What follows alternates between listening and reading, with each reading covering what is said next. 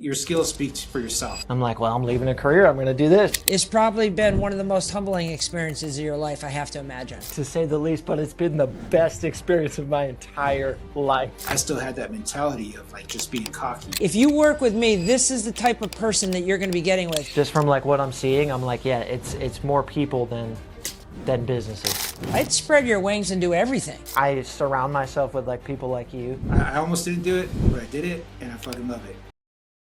Hey, what's up, Glazers? Welcome to another episode of Glass GPT. I think this is episode 11, if I'm not mistaken. Ooh. This week, Keith and I, we have Connor on, Connor Sell, right? Yeah. Excellent name for a salesperson. And so What a great name. We'll just kick it off with question number one. Why don't you go ahead and tell us who you are and what do you do?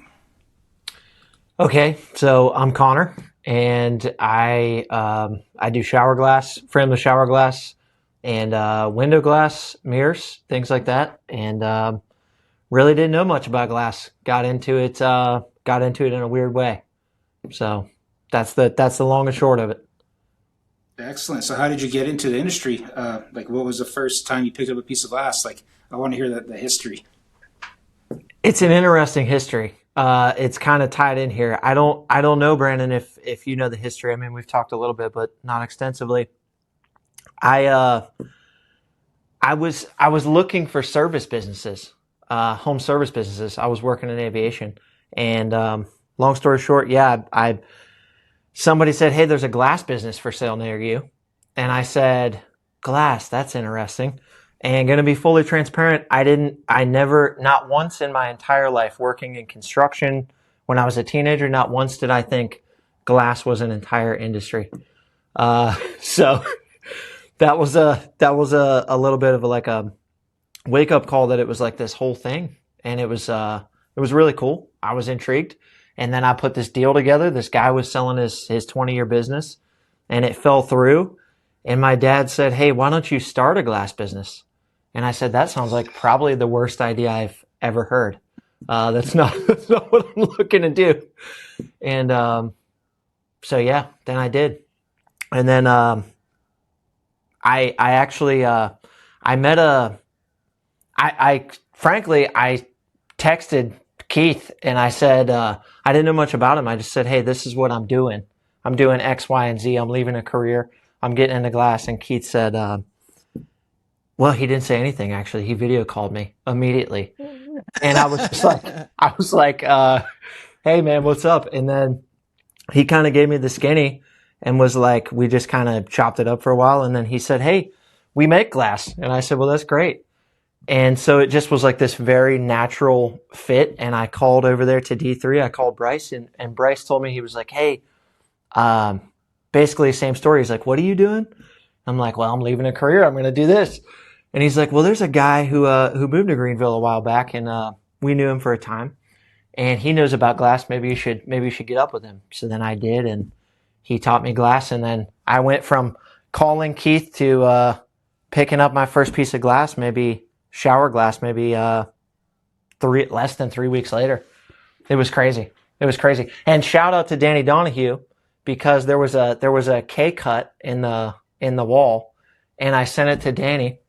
And I said, "Hey, the FHC software won't let me draw this. How do I do it?" And he drew it and sent it back to me.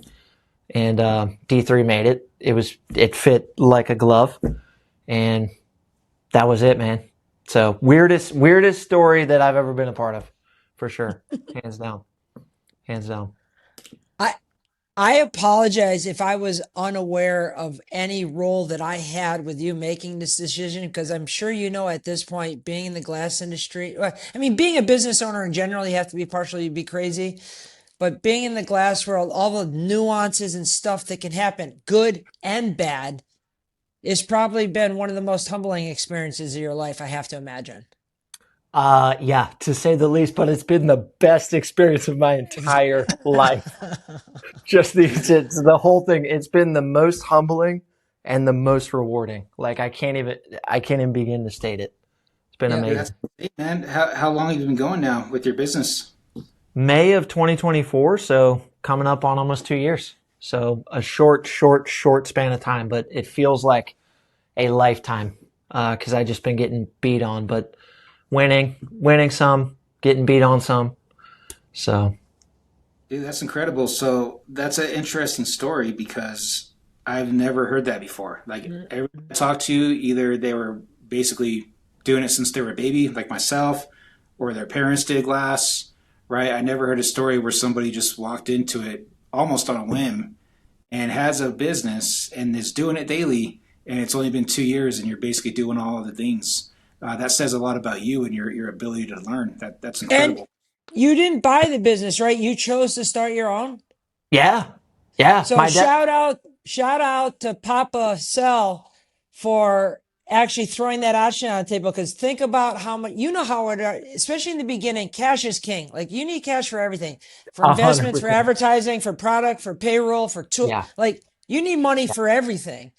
yeah. And getting into the glass world, having to owe somebody right out of the gate kind of strips you, or in the shortcomings of any profit. So starting your own business, again, there's no guarantees, but should you put in the effort and do things the right way, you stand to get down the road much faster. So I commend your father on either encouraging you or at least suggesting that idea, Well, because I thank you. think. Yeah, sorry, I didn't mean to cut you off. No, go ahead. No, it's true. He saw the entire picture and he was like, "This is a much faster path for you." And he said, "Well, what do you need?" And I said, "Well, I need like, I need a glass rack. I need all these things." I tell him all the physical things I know I need, and then I said, "But Dad, the hardest part is I need somebody who knows glass. That's what I really need. I need somebody who's been doing this a long time." And so we found him, but that's what he saw too, like just the debt load on buying a business and then having to manage a crew of guys who maybe or maybe not would respect you. Probably not in hindsight. It would have went terrible, transparently. To buy that business, it would have went terrible. This was maybe an easier path. I don't know, but I I think it is. I think it is, especially just starting out, because like Keith is saying, you're not taking on that debt, and it's kind of yeah, a much lower risk, right? Yeah. So do you have some employees? A couple guys, one guy? one guy, one full time guy. Yep. Yeah. And well, what happened was initially linked up with a gentleman who had been doing glass and mirrors for a long time, and he for like the first 14 months he was with me and taught me like seemed like everything he knew. Taught me a bunch of stuff, and then he went his own way, was doing his own thing. You know, he was older, he was close to retirement age, and then right at the perfect time, I knew a guy who's also never done glass and mirrors, and hired him. And he was a friend before this, and had some reservations. Obviously, do you hire your friends? But it's been like the best possible outcome. I mean that he's like taken to it, and funny story. Right when that gentleman left, we had this partition job in the local mall here in South Carolina, and he just left like right at the time I needed him the most, and we just had to dive in and called Keith a couple times, like, "Hey, what's up with this? What's up with this?" And put it together, made it happen. So grace abounded on that project and many more. So Out of all the things that you've started to experience in this 2 years, which seems probably like a decade to you by now, what's one of the best things that's happened to you and directly related to the business, not outside the business, within the business? What's the biggest win that you've had? the biggest what, like a deal? Yeah, or just like personally, what made you feel really comfortable about being in the business? Not necessarily monetary, just some type of interaction or situation or landed job or something you've chased, like something that would encourage people to keep their hopes up. Oh yeah, absolutely. I mean, just put for one, just getting your name out there, and if people you make connections, people trust you, deals come your way, and at the end of the day, you and my dad both said, 'cause my dad was a metal fabricator.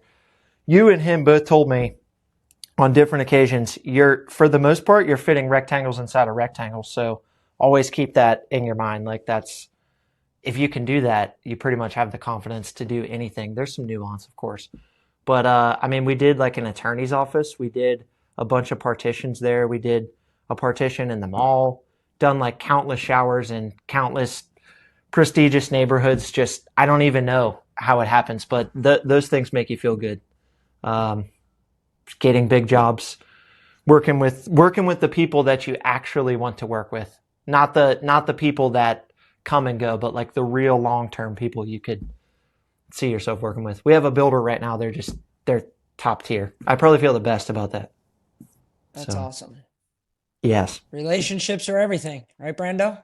That's right. So my primary customer base are designers and custom home builders for the specific reason that it's repeat business. And you'll see this like when you work for a builder or a contractor and they have like a superintendent that you work with on a specific job, almost like clockwork, that superintendent is going to quit that job and go work for another builder, or they're going to start their own company. Like maybe they build two houses max with one builder, but they'll always remember you. And so they'll get you in with the next builder. And then it just creates like this like spider web effect, right? So for that specific reason, custom home builders are my bread and butter. That makes a lot of sense, actually. Just from like what I'm seeing, I'm like, yeah, it's more people than businesses.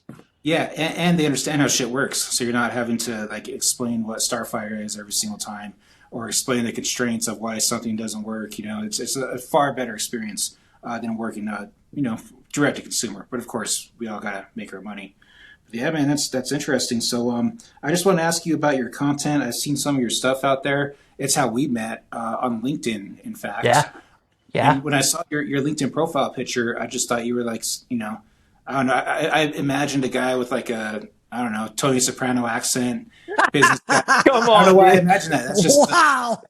I think maybe change that up, man. Like maybe just wear a t-shirt and you're smiling and stand in front of a piece of glass, like make it authentic.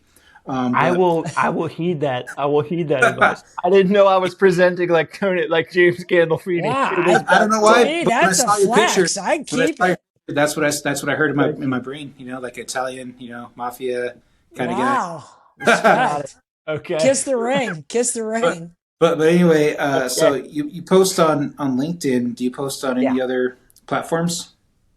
Yeah. Yeah. I do like Instagram, my personal Facebook page.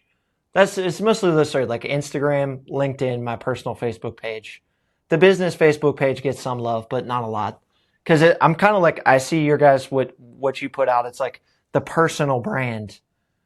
I've had people that have called and said like, hey, I saw your stuff. But then there's other people you can tell, like maybe it slipped out in conversation.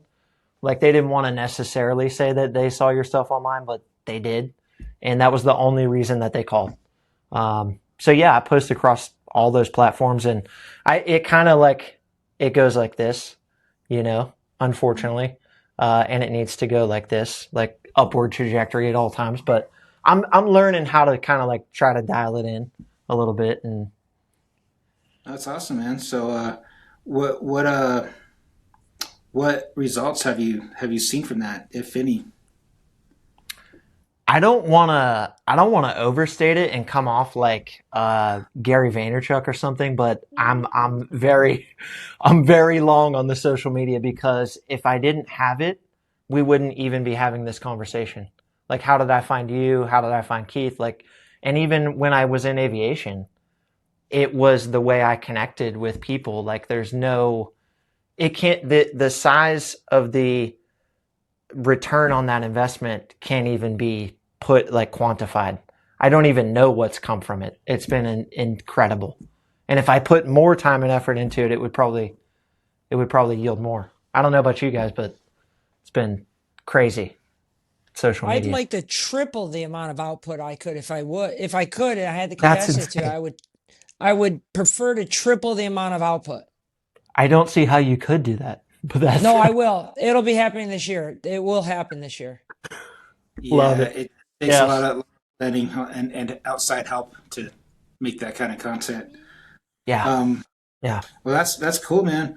I just wanted to ask. So, do you just use your smartphone to make your videos? I assume. Like a hillbilly, dude. Just Dude, smartphone. everyone uses their fucking cell phone. It's all Yeah, good. it's all I use. Do you edit? Do you use like a editing software? Yeah, CapCut, Instagram edits. And then Yeah. my wife made a video for me like 3 or 4 months ago, and she filmed like 5 minutes of raw video. And I sat down with her and she like showed me how she chopped it up and like split it and added music and effects. It was mind blowing. I was like, oh, that's how easy that is.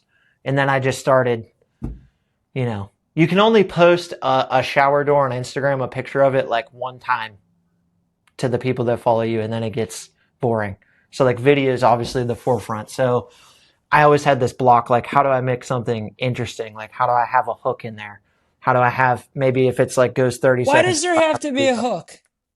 Why does there have to be a hook? Because my opinion, we live in the TikTok generation, and I've been studying myself, like, okay, what draws my attention? A hook will get me every time. Like, I agree, but if your barrier to entry on doing a post every day is only when you can figure out a creative way to create a hook, I think you should do that. yeah, But I also believe people, Brandon and I talk about this all the time. A human being is 6 times more likely to buy from someone they like.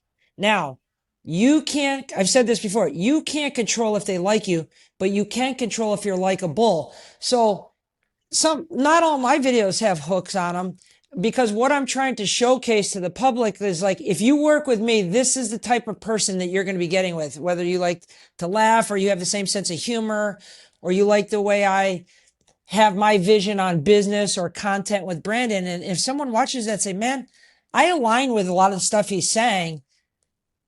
If I ever need glass, that's someone I would do business with. So it's not that you don't have a hook. It's a long-term hook. You're seeding your brand in their brain for when they need a shower enclosure or railing or what have you. And and the algorithms are also designed for the customer, not for the creator. Like if you go on Instagram and you go up in your search bar and you search the latest camera that's out there and the newest BMW and maybe a Rolex watch, and you refresh your Instagram, your For You page is going to be watch, car, camera, which means the algorithm is designed to give the consumer what they want. Now, if you watch me or Brandon on LinkedIn, I'm willing to bet when you open LinkedIn, him or I are going to be in your first couple scrolls at some point. And guaranteed. the more we put out, the more is going to show up in your feed. Because if someone likes it, the algorithm is going to feed you more, more, more. So although I think you're right on putting out something with a hook, I don't think it should always have a hook, because it just doesn't need to. That's why I tell people, say, well, I do pictures and I'm not getting any business. I say, well, they don't fucking know who you are. You got to put yourself out there and talk. And then that gives them the ability to say, fuck, I like that Connor. He looks Yeah. like Tony Soprano on his profile. But I want to do business with people that look like Tony Soprano. Right. I'm in there. Yep. So, Yeah. so That makes sense. can we back up just a little bit? Can you just explain to me you were talking about the hook? Just finish your thought process when you make your videos, and then I'll rebuttal Yeah. with the way that I do it, and if I think I could help you in any way. Yeah. Yeah. I like where this is going. I think, yeah, okay. So how I got here was I see like I go to any glass shop. I recently had a reel that did really well, and I got a bunch of glass shops to follow me just on accident. So I go to their page, and it's like, no offense to them, they're posting, and maybe there is going to be some offense, but it's like same thing I did for a long time. I would just post like the showers we did because it's easy, like a picture, maybe a video, maybe I post it to the Instagram story, what have you. And it's like, well, it's just like Keith was saying, well, what does that do? So I was somewhere in the middle between everything needs a hook and it has to be engaging content.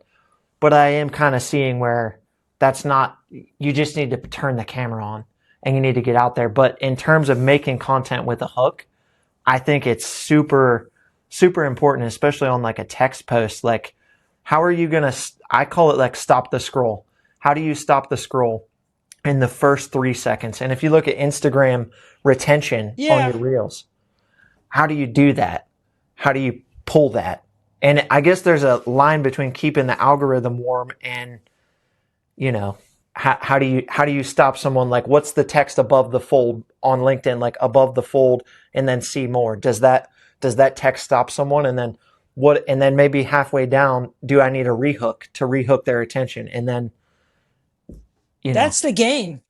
that's the game. That's the game we're playing. That's And I think the it's all on the table, right, Brendan? It doesn't have to be just one. I would say fucking do them all and then reevaluate once a quarter what's giving me my best ROI and hammer down on that. But I think we're so early in social media stages, even though all three of us are really late to the game if you think about it compared to our start. for But in sure. the overall thing, there's so many things to be done and had that haven't even been done yet.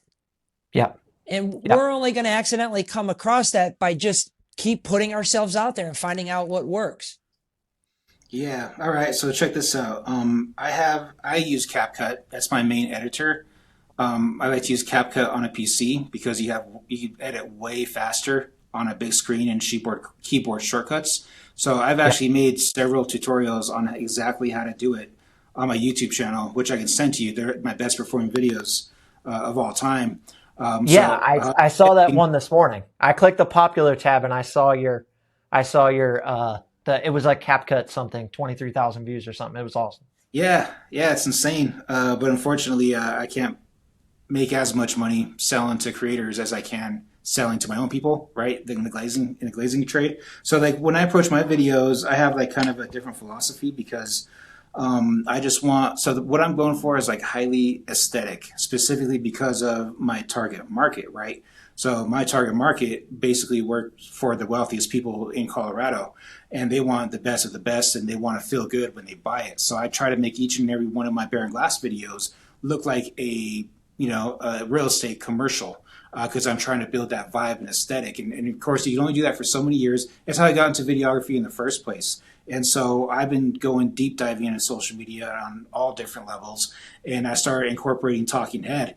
After I crossed paths with Keith one day, he's like, dude, you really need to just talk to the camera. And so the first time I did it kind of sucked, but now I have a YouTube channel. We're here doing a podcast, but always incorporate talking head. So like when I'm a fucking busy guy, I do exactly the same thing that you do, more or less. And I tried my hardest to get content. So the way that I do it is I'll actually go back when there's a warranty or if I have an opportunity to go to a job, especially a job that has like multiple glass products inside of one house. And the first thing I do is I'll go and I'll take pictures to the best of my ability, which I have tutorials on, by the way, for that, of each and every product. And immediately after that, I'll slap it on my gimbal and I'll take video clips of each and every product. And I do exactly the same moves every single time. And I kind of build up a library and then I just have that in the bank, if you will. So then later, when I have time to batch record, I'll actually just make a talking head video on each one of those products, right? And then essentially overlay those video clips on top of your A-roll, right?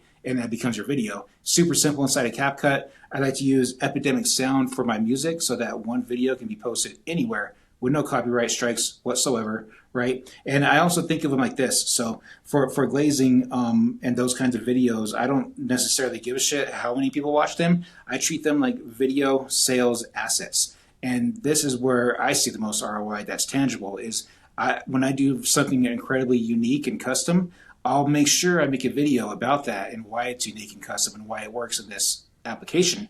And then like clockwork, somebody else is going to want exactly that same product. And so I'll just literally put a link to those Instagram posts about it inside of our quote. Or if I'm standing in front of them, you just say, hey, you want Instagram? And of course, everybody's on Instagram. And I just send that video right to them. And it seals the deal like literally almost every time.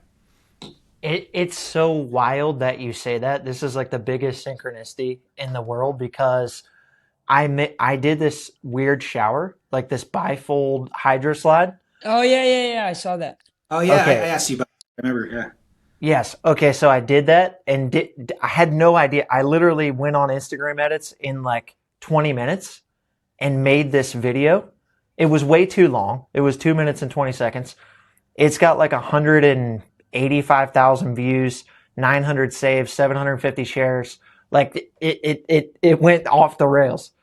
And I sent that. I was doing a window glass quote for a guy like Friday.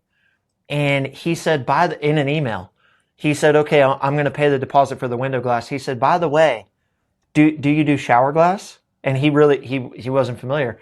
I sent him the link to that Instagram reel. He was like, that's incredible. I can use that next month on this house with 6 showers. One of them needs this product and it's cramped and it needs that. I was like, wow. So exactly what you're describing is like what happened. Make the footage, keep it, apply it. That's crazy. It's clicking. It sounds like an educational video without a hook bode very well for you. Imagine. Imagine. And if you want to deep dive into that, but you've used ChatGPT. No. But the text overlay did. I don't know if I can't credit this to its success. It was the video, and you and I both know it. It's a cool door, and I'm going to hammer down on this. I seen you do some of these old restoration windows too, because you take before and after pictures. I'd put that microphone right here on the inside collar of your sleeve, and I'd set up the video of you actually physically doing that job. I don't know about you guys, but you ever watch these guys that like mow these people's lawns that are overgrown, or like the satisfaction of watching someone like do work is just like your video. My biggest ones are the guys installing, which makes me jealous because I want them to be my videos, but it's actually the guys doing the installing. Of course. And I think lesser and less people are getting in trades. It's becoming more almost nostalgic to be watching someone do skilled labor. And I think people love that stuff. They chew it up right now. So I don't think you have to just do one piece of content. I'd spread your wings and do everything. Yeah, and I would suggest that you start a vlog challenge. iPhones have this cool thing now where they have the doll capture, and it's like really easy. I did a couple of them where I just literally get my phone and I have like one camera is recording my face, and it puts it in like a little box like on my screen. And with the other one, I'm just recording something else. And I just made a video, not even about glass. I was just stuck on a mountain. I just made a video. And I got a lot of attention of that. And then sometimes I can just like, I think I made another one in that same fashion where I was just showing how I did a shop drawing. And it was just a shitty ass video, like not even any music, I don't think. And it worked. So I think that just getting the phone and vlogging to it and posting it kind of just helps you like break the ice on what you're going to say and how you're going to say. You just got to spill it, man, and it starts to become natural.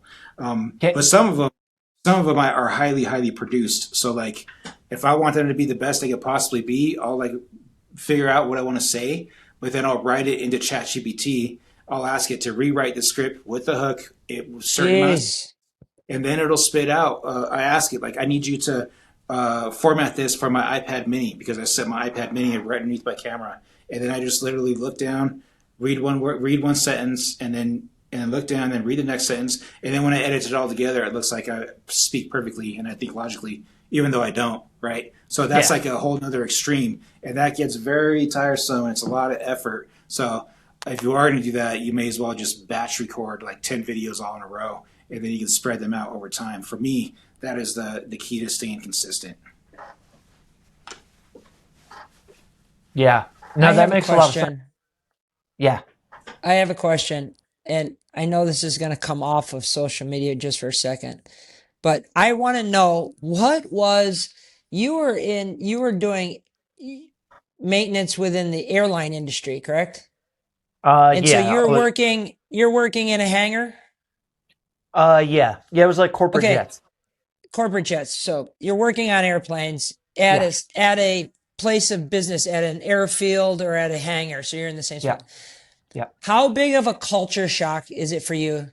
Instead of reporting to a hangar in a cockpit or wherever you're working on the airplane, to going into God knows what in residential homes. I tell people all the time, going into residential homes can be scary. Oh yeah. How big of a culture shock was that dynamic for you? I mean, yeah, because you gotta get over it, and it's like, well, somebody just paid you money, so now you got to show up and like actually do it. But yeah, I've been in like Section 8 apartments that had like bullet holes in their windows, and ladies just laying on the bed, and me and Rob walk in, and she's like smoking a cigar, and she's like, how you boys here to fix my window? She's like, it's right there behind those broken blinds. And we're on the second floor, and I'm on a ladder holding up an insulated glass, and we're trying to get it in there. So yeah, and then other times, you're on job sites where nobody's there, and those are great. But yeah, pretty much seen it all. Yeah, it's a little bit of a shocker.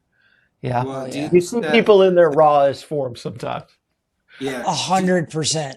Yep, Do yep. you think that glazers are jerk offs? You be honest.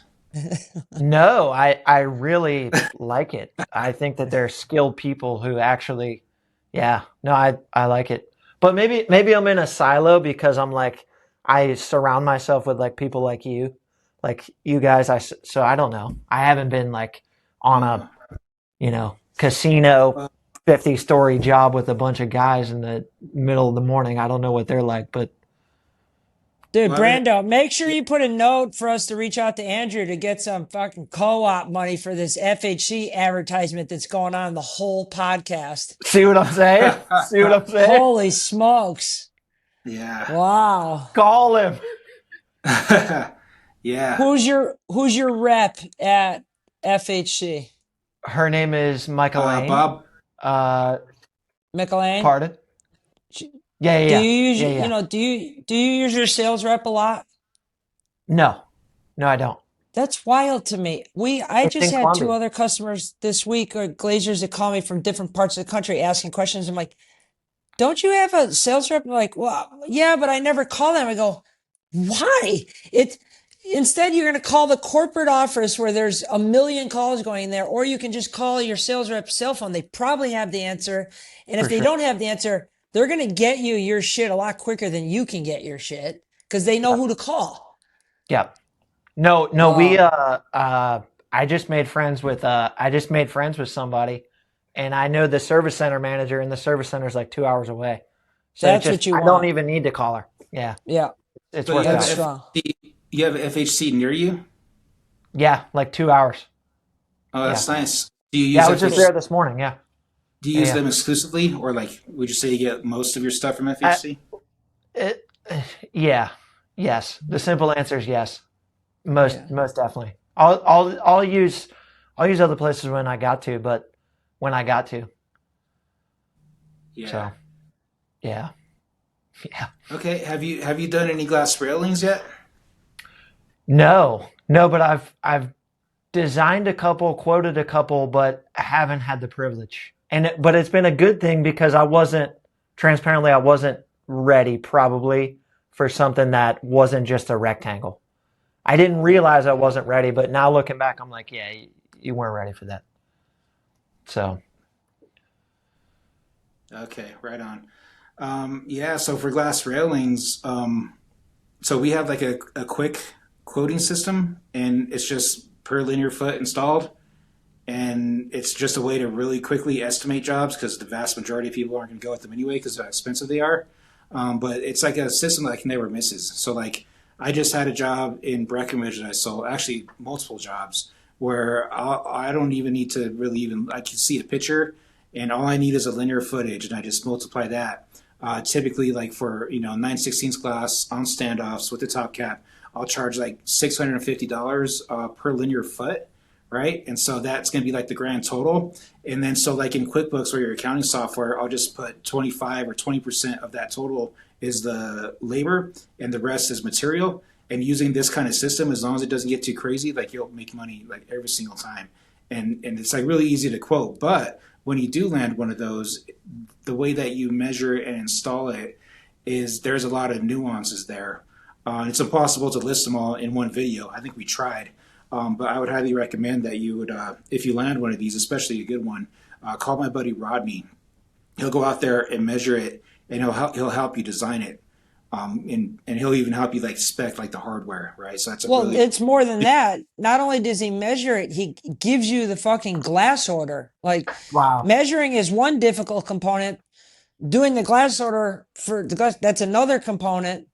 And then I think his newest thing, Brandon, correct me if I'm wrong, is he'll also give you a schematic to show you if it's standoffs where to start drilling your first hole, and then you can just pull measurements from there. So it's like taking all the guesswork out of it.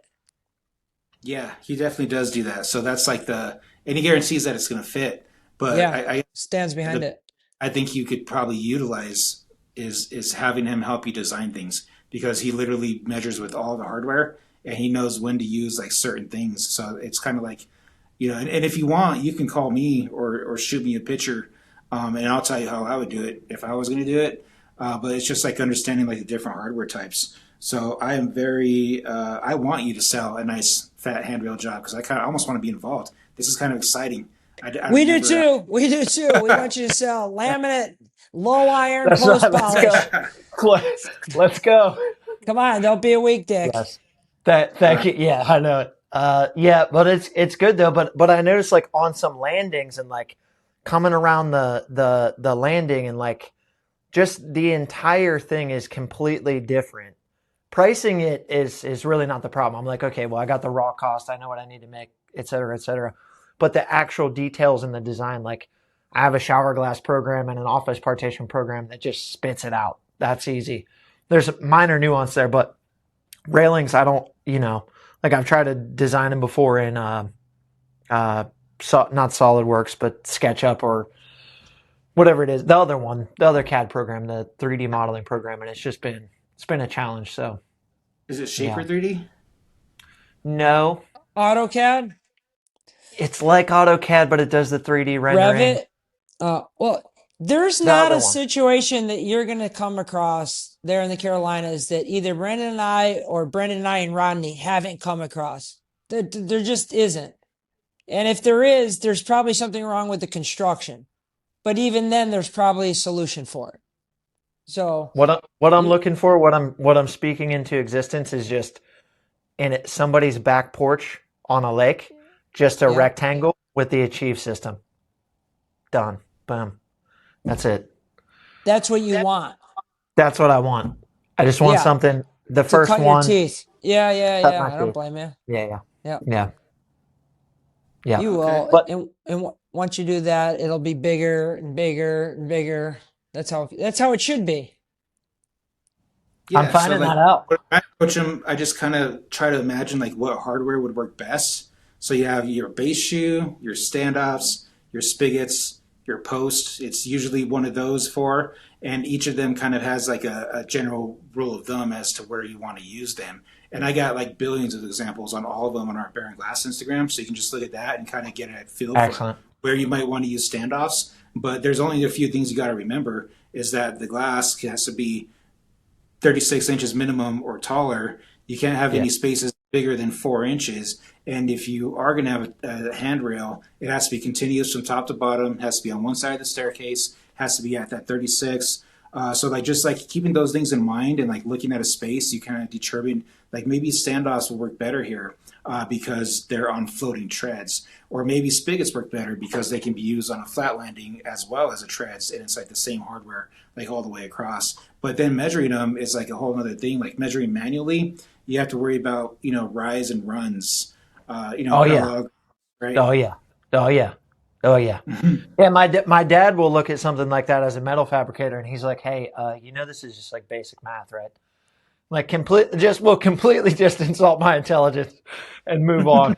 Uh, but yeah, lot of thought goes into it because it's like you're saying, it's like you're thinking about the whole picture. You got to break Yeah. this into containers. Like, hey, there's actually knowing your limitations, designing it, measuring it, selling it, ordering the glass, managing the customer, the whole situation. Yeah. So Rodney could help you do each and every one of those things. If you can build his costs into your quotes, it'll be highly, highly, highly beneficial. Doing it. Thank you. Yes, sir. All right. Well, hey, man. Let's see. We still got some time. Do you got any questions for us? I do. I do. Um, yeah, maybe not complete softballs, but they should be manageable. Um, okay. I got five, but I'm gonna just go with one, and maybe we got time for more. Spit it out, Junior. What's something you believed about the glass industry that turned out to be completely wrong? And basically, how long did it take for you to figure that out, and what did it cost? Well, You can go for me, uh, start the beginning part of it. What did I believe was wrong What what's early in my? something Or go ahead. what's What's something that something? you believe what's something you believed that later turned out to be wrong, and Yeah. what did it cost before you figured it out? Okay. Mine is more of a 30,000 foot. Early in my career, after coming out of installing for 10 or 12 years, then moving to sales, I thought I knew what the customers wanted because of how knowledgeable I was or how knowledgeable I perceived I was within the industry. And I just assumed I knew what they wanted. It took me roughly 15 years to realize I never knew what they wanted because my pride was in the way of telling them what they wanted versus really being able to listen. And when you can showcase someone that they see that you're listening, you get so much more information. And how much did that cost me? Probably millions because it took me almost 15 years to realize it.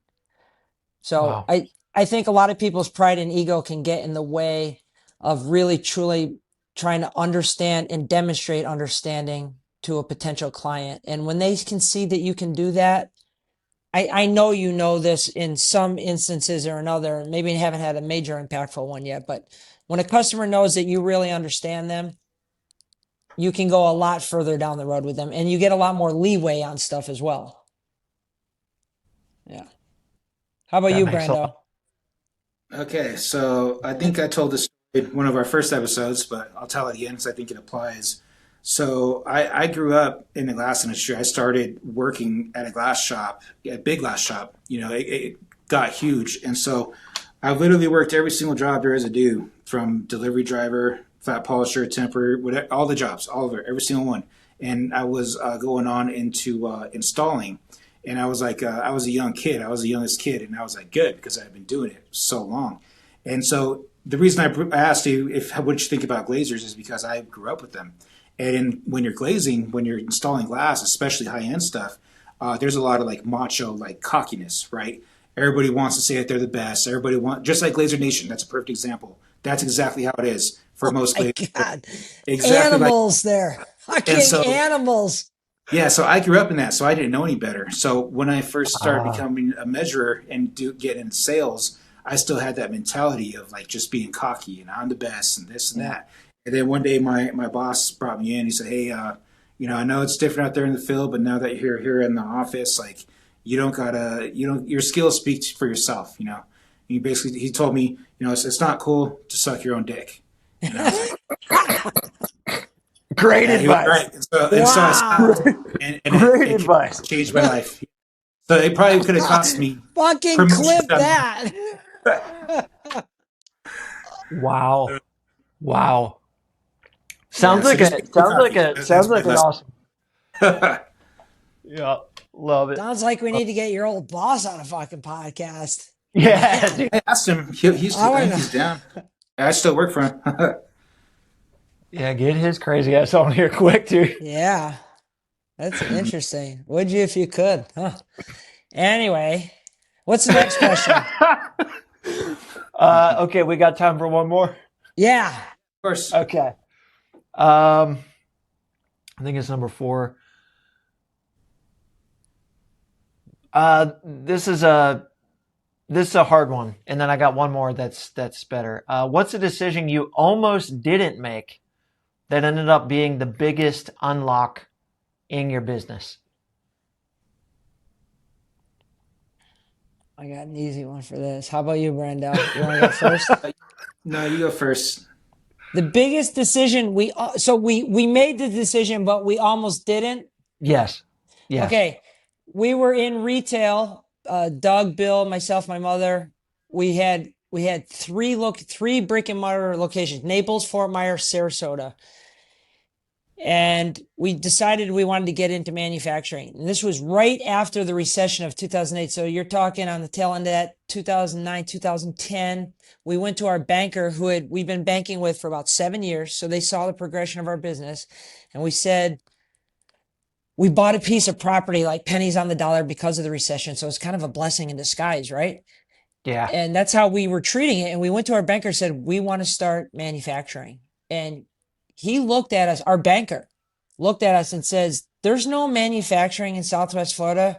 and nobody is starting manufacturing in Southwest Florida because of this recession. This is the dumbest idea, and this bank won't support that. And we were like, we were Wow. taken back because in our core, we believe we were basing it on how much money we were already buying a year in tempered glass, thinking, I've been to the shows, I see what these machines cost, and I know there's more to it than that, but we could be making money just off the glass we're producing for ourselves, let alone if we sell it to the market.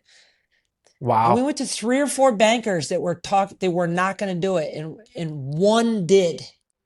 And we were this close from just scrapping the whole idea and just keep opening more brick and mortar stores. And I mean, literally this close from walking away from it. And Doug, I got to give him credit, which I don't like to very often, but Doug persisted and he found a banker who was willing to take a shot on us. And we're still with that guy to this day. It was Wow. a huge decision for us, but ended up being amazing. Yeah. Well, That's my story is incredible. not as cool as that, but I'll just keep it simple. So, one thing I've been putting off for years, and I didn't want to do it, but I knew I had to, and I almost didn't, is just simply talking to the camera, right? Yes. I almost didn't do Yes. it, but I fucking did it, and here we are. And I tell you what, I actually have a whole secondary business that runs off of just me That's talking to, awesome. and Respect. I'm really close to like landing this huge deal, so I'm pretty stoked about it. But yeah, I Yes. almost didn't do it, but I did it, and I fucking love it. You're good Yes. at it. All right, Yeah. what's the Yeah, question? that's actually real quick. That's what caught my eye with your content is I saw like maybe one of your polished videos. It could have been like a year ago. I don't know. But it caught me and I was like, "Oh, okay." And then yeah, it was awesome. Okay. One more question or no? Yeah, of course, and thank you for that. By the way, I try to produce one polished video like that like every single week. Top tier. What do you see coming into the glass industry in the next 3 to 5 years that most people aren't paying attention to? Hmm.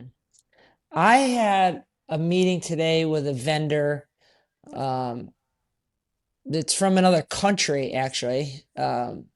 And he was in the States and he came in and met and he was telling me about this job in California where this high rise incorporated glass railings into his post and cap system, but the glass itself was laminated, but within the laminate, it had the capability, the same properties of a solar panel, but it didn't look like a solar panel.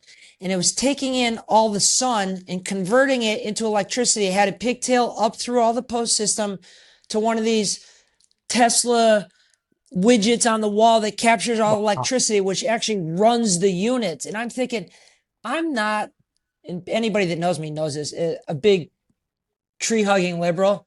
I'm not saying that I'm not opposed to smarter ways of living and conserving and less consumption. But most solar panels that we all think of that are on roofs of houses out in fields look gaudy as hell. Yeah. This looks like a regular glass railing, but also Wow. gives you the ability to mitigate the consumption of electricity just by using the sun. And the light bulb went off in my head going, holy fuck. Like we're the sunshine state. If that product should be anywhere, it should be here. And I know we have the capacity to make laminate glass. So I would like to say some type of technology that we can use that still is appealing to the eye because we all know glass is sexy and it's progressive and it's modern and it's clean. But if it could also have that utilitarian component to it, I think would be an awesome value. I mean, at the end of the day, all of us on this call make money off of selling glass. And it starts from sand, and we can make more as we add more stuff to it. So it's a little piece of glass, and it's a laminate piece of glass, and then there's holes in it. And man, if we can integrate technology, I think it'd be awesome. I mean, it's like that everywhere else in our life. And so that's where I hope, to find ourselves in the next 3, 4, 5 years, 6, 7 years. Yeah, yeah. Yeah. Okay, so for me, I got two things. One thing I know for sure is coming; it's already here. The second thing, it's just a crazy ass idea that I had. So I'll start the crazy ass idea. I think that one day in the future, maybe not so distant, that glass products can be essentially printed on demand. like a 3D printer, but it'll print whatever product you want, holes, notches, anything, and maybe even print it directly into the area where it's going to be installed, right? Like, why not? Like, you see those homes that have like the printer with the concrete things. That's kind Yeah. of like the wave. And then, so the other thing that I know for sure is already here is the use of AI in glazing. So, one of my customers, his name is Ted Baumgartner, and his company is called Guthrie AI. And so what he does is he provides commercial bidding for glazing companies. I was going to hire him as soon as I can afford to, but he essentially takes the entire bidding process out of it, and his bids are like essentially perfect, and it just lays it all out for you. And he'll even get estimates from your own suppliers on all the products on the set of plans for you, and he's able to do that by leveraging AI, right? So he has an AI system that knows how to read the plans and get everything quoted, and you can talk to it. I did it at his show. And then AI is essentially in every single part of our sector. There's a lot of people using AI to make fake videos, but I just had a customer come in right before this call started. He had a picture of his mom's, on his iPhone, a picture of his mom's stair rail, and he had an idea of what he wanted his glass to look like. He used ChatGPT to generate a glass railing, and it looked real. I didn't know the difference, right? So Yeah. I can't even like fathom or begin to describe all the different ways that AI is going to integrate. But I think that in the near future, AI is going to definitely play a bigger role for us in the glazing industry. No, it makes perfect sense. Those are crazy ideas. The guy I work with all day, we just talk about this stuff, and it's like, well, how do you actually practically get that function in there? But AI, man, people are like pumping the brakes, but it's insane. It's insane because we had a lady show us a frosted partition in a retirement home, and she was just like, here's what I want, and I was like, well, how did you get that? And she was like, oh, ChatGPT, no problem. Oh yeah. Yeah, yeah. And I've had other people like, how did you find us? They were like, oh, we just searched glass companies near us on ChatGPT, and you were We like, just had that. So Mm-hmm. that's a whole nother. Before it was SEO. Now we got to figure out how will we make sure we're coming up on AI. yes, yes. One of the Got ways I saw a hack on that, one of the ways Gary Vee was talking about, I know you name dropped him and I love him too, is he says YouTube Shorts is massive right now. He's real long on that because YouTube Shorts, especially if you title it properly. Gemini, which is the number one search engine, is on Google, right? So that AI platform, and they own YouTube. So it's scrubbing all of that stuff first. So Oh yeah. if you use chat through the Google search engine, it's going to scrub Google and YouTube. So posting a lot of stuff on the YouTube shorts and then labeling the title will help, I think, your search engine within the chat. Yeah. I love the AI. It's cool. Yeah, you know what? We need to make an episode about that, like just Yeah. strictly AI. 'Cause there's a lot to Yeah. talk about, a lot to unpack Yeah. there. A We're lot. running short on time, so I just want to leave it with one last question. Keith, you want to do the honors on the last question? Thanks, Brendan. I'd love to. Connor Sell. And by the way, I do want to say real quick, could arguably have the best name to be in sales. I mean, Connor Sell sells glass. Like, it's perfect. It's made for a movie. But Connor, where do you see yourself in the next 5 years within the glass industry? I would be lying if I didn't say I don't know. I don't know. I know that I can tell you exactly how fast we're growing. I can tell you revenue numbers where I want to be. But what I found out is I just don't know. So we're just continuing to learn and grow. And God's been gracious to me, and He's taken me on a journey. I'm really not sure where it goes. Um, I know that He put me here, and my wife had an uncle I never met. He died in 2014, and I'm looking around this little tiny shop, and all this cutting table, all the hand tools, the mirror, drilling machine, everything was like his. And I've been put on this path, and I know that we're growing a lot, and hopefully we'll just continue to learn and innovate and I mean, all the practical stuff, grow a business, get some trucks, hire some more people, continue to be excellent. But like, I can't say where we're going. I don't know. I know where I want to go, where I personally want to go, but I'm not sure. So we'll just keep, Well, how keep about the doing it. personal goal then for 5 years? Personal goal for 5 years. You mean like my personal goal with this business or my personal goals just outside of business? No, no. So we know you want to grow with your business. That's good. So what about personally, like not having to do with glass at all? Yeah. Okay. Great question. Um, I want to continue without sounding overly like pious or uh, trying to be too humble. I just want to continue to like learn and grow and get to know people better, and get to be a person that energizes and inspires people, not necessarily through like standing on the screen and giving some encouraging message, but it's like showing up for the people around me. I got a fourth baby on the way. I have a huge network of people I talk to. I have a lot of Fourth friends. baby. How are you Fourth installing baby. glass when you're in fucking bed all the time? Holy Replace, shit. replace, replacement rate doing my civic duty. But Yeah, okay. but Sounds like you you got your know, fourth installer on the way.